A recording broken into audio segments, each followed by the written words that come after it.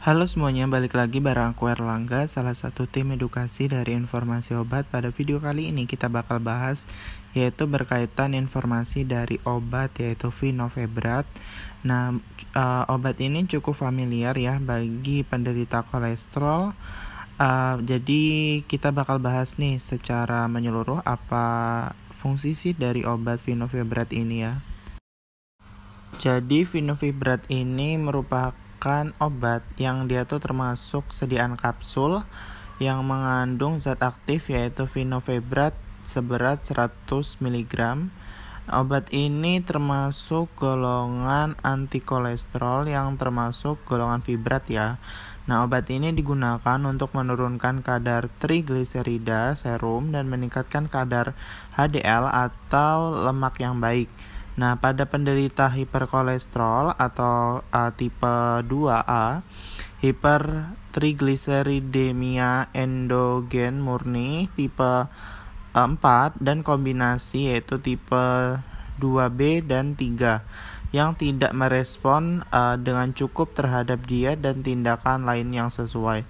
Nah, jadi Vinovebrat ini meningkatkan lipolisis atau pemecahan lemak dan eliminasi partikel yang kaya akan trigliserida dari plasma dengan mengaktifkan yaitu protein yang bernama lipoprotein lipasa atau yang dia tuh nantinya akan memecah suatu lipid ya.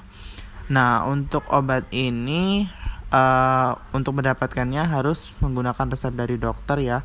Karena nanti berkaitan dengan dosis dan waktu pemberian itu akan disesuaikan dengan kondisi si pasien.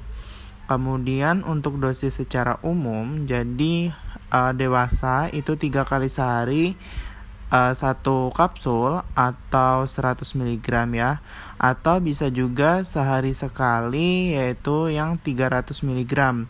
Nah, bila setelah melakukan terapi dan diet itu belum tercapai yang memuaskan, maka nanti dosisnya itu dapat ditingkatkan yaitu 4 kali 100 mg dalam sehari atau sesuai petunjuk dari dokter. Nah, obat ini nantinya dikonsumsi yaitu bersamaan dengan makan.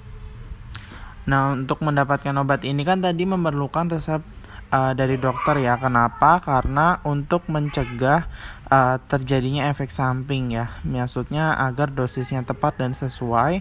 Karena sebelum mengonsumsi obat ini kita harus berkonsultasi kepada dokter, memberitahu kita sedang mengonsumsi obat lainnya atau suplemen atau vitamin lainnya atau tidak. Kemudian obat ini juga diberikan kepada seseorang yang dilakukan monitoring ya, jadi pemantauan secara berkala pada kadar TG-nya. Kemudian obat ini dikontraindikasi kepada pasien hamil dan menyusui dan pada penderita hipersensitivitas terhadap obat Vinovebrat, gangguan fungsi hati yang berat dan gangguan fungsi ginjal. Kemudian pada seseorang yang mempunyai penyakit kandung empedu ya dan anak-anak. Nah, untuk efek samping yang dapat muncul setelah mengonsumsi obat ini misalnya gangguan pencernaan, kemudian reaksi alergi, nyeri otot, dan peningkatan CPK atau kreatinin hipokinase ya. Jadi diperlukan pemantauan atau monitoring.